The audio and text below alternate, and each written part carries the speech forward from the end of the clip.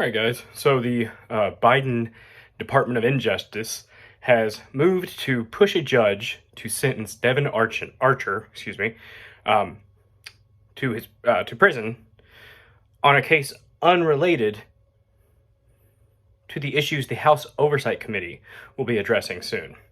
Devon Archer, if you don't know, was Hunter Biden's direct business partner. They were best buddies. They did a lot of work together, especially over in Ukraine with Burisma. He's got a lot of information about the specifics of what Hunter and Joe were doing. That is why the House Oversight Committee wants him to testify. And yes, his motivation is probably to get a little bit more leniency on some of the issues. When it comes to sentencing for these issues, the Department of Injustice is stepping in, yet again, to protect Joe. They're not protecting Hunter when they do things like this. We need to get away from the whole Hunter Biden's the problem thing, to be honest. It's an issue to address for sure, because Joe is directly implicated with Hunter Biden's business dealings. Now they can say, I know the the press secretary, Karine Jean-Pierre, recently changed up the verbiage on how they deny that he was involved. Used to, it was Joe Biden never discussed Hunter Biden's overseas business dealings. Now they're saying that Joe Biden was never in business with Hunter Biden. Very, very subtle deception, but it's there. They are wordsmiths. They love things such as doublespeak.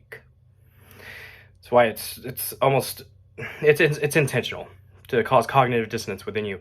Whenever you hear them saying one thing and then 5 seconds later they say almost the exact opposite, they're saying something but saying the other thing. It's contradictory. It's nonsense. It's meant to drive you nuts. Don't let it. Just deep breaths. You'll be all right. But the fact that the Department of Injustice, and I won't call them the Department of Justice any longer, it's completely corrupted. There is nothing good about it. It is complete garbage. To say that the president doesn't have any influence over the Department of Justice is insane.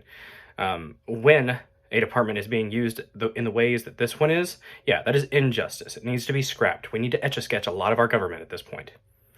It's nonsense. Sorry, I got a little post-shower sweat going on there. But, they want to protect Joe. They want to protect Hunter, thereby protecting Joe. It's blatantly obvious at this point. Anybody who can't acknowledge this is bull crap, trying not to cuss. It's utter bull crap. Anyone who can't acknowledge that is just lying to themselves. Lying to themselves, or they are just lying in general to everybody else, and they don't care. Very disingenuous approaches I'm seeing. The excuses that will be made. It's disheartening, and there are a lot of people who aren't paying attention. There are a lot of people who can't pay attention because they have, they're too busy, I guess. But then when it comes around to election time, they're all in for a couple months. No, you don't get to do that. I'm going to check you on that. And yeah, you're going to be kind of looking foolish because you don't know what you're talking about. You've only paid attention for a few months because of the hot button issues. You haven't been paying attention to the context. These things have been going on for years. And I'll whataboutism it up, which is one of the most ridiculous terms, whataboutism. You mean pointing out intellectual inconsistency. That's what that is. And that's absolutely okay to point out. If this was the Trump administration, they would have already hung him. The double standard needs to stop. We cannot have a country. We cannot have a country when we don't have equal application under the law. This is a problem. I don't know how we're going to get past this. I really don't. Something dramatic is going to have to change. Hopefully, this Devon Archer, even if he is sentenced to prison before he's allowed to testify, hopefully they're able to bring him in the orange jumpsuit if needed. I know they can bring prisoners in to testify.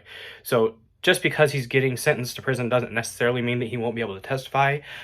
But I wouldn't put it past them scheduling it in a way to where it would conflict so much that he wouldn't be able to. That's what I think they're going to try to do. I don't know. You guys tell me what you think in the comments below. Like, follow, share it. Hopefully you guys are enjoying what I'm doing. I feel like it's important to bring attention to these issues. So you guys have a great day. Thank you for watching.